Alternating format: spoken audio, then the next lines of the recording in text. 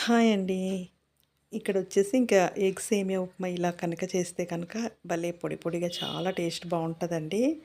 చూసారా ఎంత పొడి పొడిగా ఉందో అంటే ఆ సేమియా అతుక్కుపోతది కదా! అలా అతుక్కుపోకుండా చాలా అంటే చాలా బావుంటది. ఇది ఎలా చేశాను ఏంటన్నది వీడియోలోకి వెళ్ళిపోదాం. మీరు కూడా వచ్చేయండి. ముందుగా వచ్చేసి ఇంక స్టవ్ వెలిగించుకొని కొంచెం వాటర్ అయితే బాయిల్ చేసుకోవాలన్నమాట.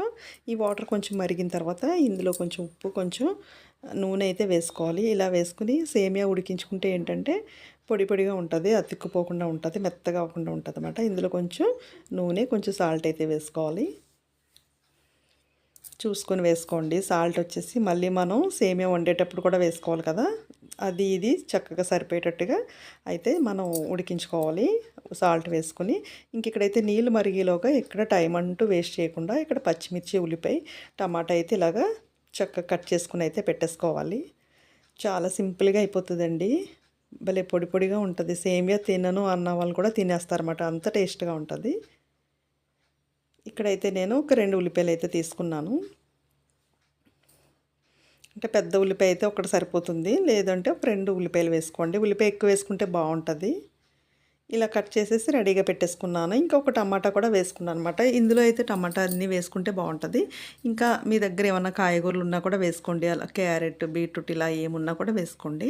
నేనైతే ఇంక ఉల్లిపాయ, టమాటా మాత్రమే వేస్తున్నాను.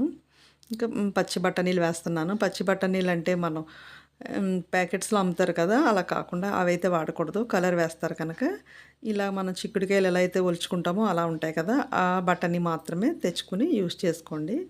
ఎందుకంటే అందులో కలర్ వేసేస్తారు అందుకని. ఇక్కడైతే ఇంక బఠానీ కూడా వాటర్‌లో వేసేసి అయితే పెట్టేసుకున్నాను.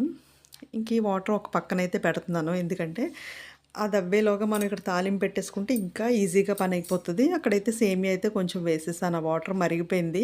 అందులో అయితే ఇంక సేమియా వేసేసాను. ఒక్క 5 నిమిషాలు, ఒక 4, 5 నిమిషాలు ఉడికిస్తే సరిపోతుందండి. ఎక్కువ పెద్ద టైం ఏం పట్టదు. ఎక్కువ ఉడికిస్తే ఏంటంటే మెత్తగా అయిపోతది. కొంచెం పొడి పొడిగా ఉండేలాగే చూసుకోండి. అది అవ్వేలోగా ఇక్కడైతే తాలింపు పెట్టేస్తున్నాను. ఇదేంటంటే దీనికి పోపది ఏమి పెట్టుకోక్కర్లేదు. ఇలా సింపుల్‌గా వండితేనే బావుంటది. మీరు లేదు మేము పోపు పెట్టుకుంటామంటే ఇంకా ఆవాలు, మినపప్పు, శనగపప్పు వేసుకోండి. నేనైతే అవేమీ వేయట్లేదు. ఎగ్ సేమియా ఉప్మా కనుక నేను అవి వేయట్లేదు. పచ్చిమిర్చి మాత్రం కొంచెం ఎక్కువ వేసుకోవాలి. మీరు తినే కారాన్ని బట్టి వేసుకోండి. ఇందులో అంటే ఎటువంటి కారం మనం వేయం కనుక పచ్చిమిర్చి ఎక్కువ వేసుకోవాలి. అలాగే ఇంకా పచ్చిమిర్చి వేగిపోయిన తర్వాత మనం కట్ చేసి పెట్టుకున్న ఉల్లిపాయ కూడా వేసేసుకోవాలి. వేసుకొని ఇవన్నీ పచ్చివాసన పోయేంత వరకు చక్కగా వేయించేసుకోవాలి. అక్కడ సేమియా ఉడుకుతుంది. ఇక్కడేమో చక్కగా తాలింపు మనం పెట్టేసుకుంటున్నాము. ఒకసారి అలా మధ్య మధ్యలో అలా తిప్పుతా ఉండి చూస్తూ ఉండండి. మళ్ళీ మెత్తగా అయిపోతది కదా!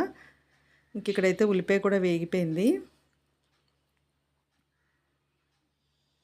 చాలా బావుంటదండి టేస్ట్. ఒకసారి ఇలా ట్రై చేయండి.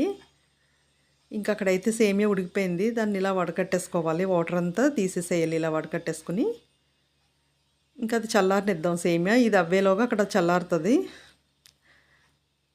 ఇప్పుడు ఇందులో ఇంకా పచ్చి బఠానీలున్నాయి కదా! అవి కూడా వేసేసుకొని ఫ్రై చేసేసుకోవాలి. కావాలంటే క్యారెట్ వేసుకోండి. ఇవన్నీ వేసుకున్నా కూడా చాలా బావుంటది. ఇందులో కొంచెం ఉప్మాకు సరిపడా చక్కగా అయితే సాల్ట్ అయితే వేసేసుకోండి. టమాటా కూడా వేసేసుకోవాలి. అదొకసారి గరిటెతో సేమియా ఉడికించుకున్నది ఒకసారి అలా తిప్పండి. లేదంటే అలా ముద్ద కింద అయిపోతది.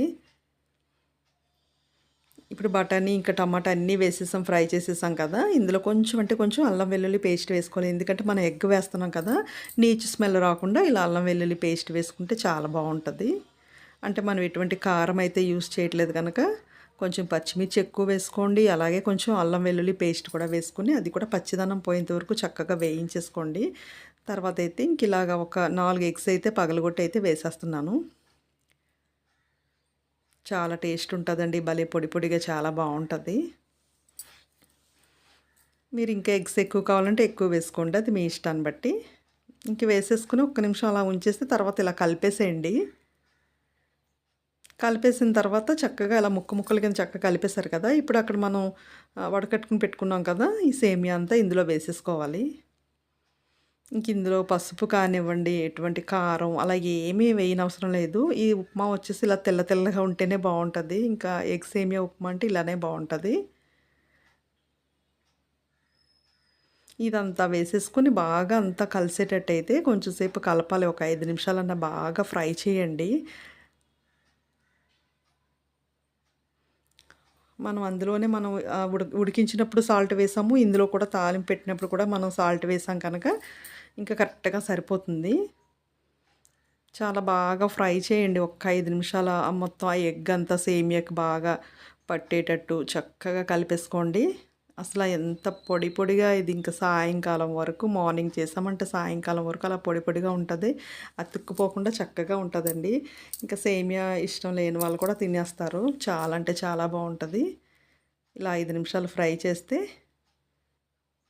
అలా ఎగ్ అంతా మనం ఏంటి కారం వేయలేదు కదా! ఎందుకంటే అల్లం వెల్లుల్లి పేస్ట్ వేసాం కనుక మనం కారం వేయకపోయినా ఏమి నీచు స్మెల్ అనేది ఏమీ రాదు. ఇంకా పైనైతే ఇలా కొత్తిమీర వేసేసుకుంటే ఇంకా అయిపోయినట్టే. చాలా బావుంటదండి. ఒకసారి ట్రై చేయండి. మీకు కూడా బాగా నచ్చేస్తది. చూసారా ఎంత బావుందో పొడి పొడిగా అసలు అతుక్కోకుండా ఎగ్ సేమియా ఉప్మా అయితే రెడీ అయిపోయింది. చూసారా ఎంత బావుందో? మీకు కూడా బాగా నచ్చిందనుకుంటున్నాను మరి.